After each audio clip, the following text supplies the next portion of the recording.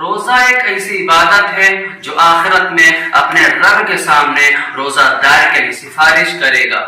اور اس کی سفارش کو قبول بھی کیا جائے گا۔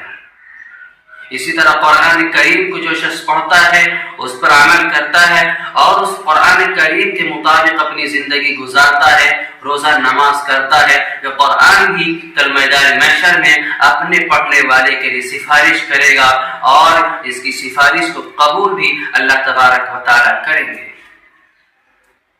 اور ان کو شرف سے نوازا بھی جائے گا۔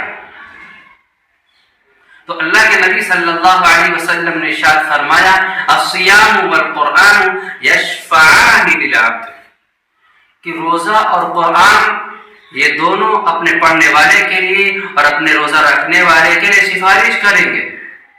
اور ان دونوں کے سفارش کو قبول بھی کیا جائے گا۔ روزہ جو شخص رکھتا ہے، اپنے کو بھوکا رکھتا ہے، کھانے سے دور رہتا ہے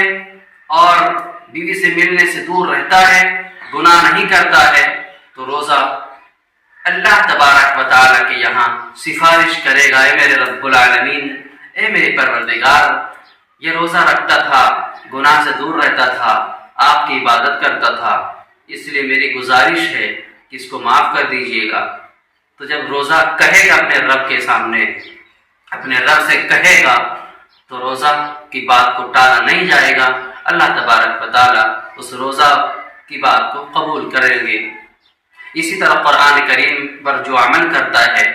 اس کو اپنے سینے سے لگاتا ہے، اس کو اپنے سینے میں بساتا ہے اور اس کی تلاوت کرتا ہے، اس پر عمل کرتا ہے، لوگوں کو سکھاتا ہے، لوگوں کو پڑھاتا ہے اور لوگوں کو صحیح راستہ بتاتا ہے، تو قرآن کی جو تلاوت کرتا ہے، تو قرآن کل قیامت کے دن اس کی سفارش کرے گا، اللہ تبارک و تعالیٰ قرآن کریم کی سفارش کو بھی قبول فرمائیں گے اور قرآن کی وجہ سے اللہ اسے جنت نصیب فرمائیں گے۔ تو یہ دونوں چیزیں بڑی اہم ہیں اور خاص طور سے رمضان المبارک کے مہینے میں اس چیز کا اہتمام کرنا چاہیے۔ خوب تلاوت کرے، خوب کثرت سے نفلیں پڑھے، قرآن کریم کی تلاوت کرے، ظہر بعد، عصر بعد، مغرب بعد، عشاء کی نماز بعد،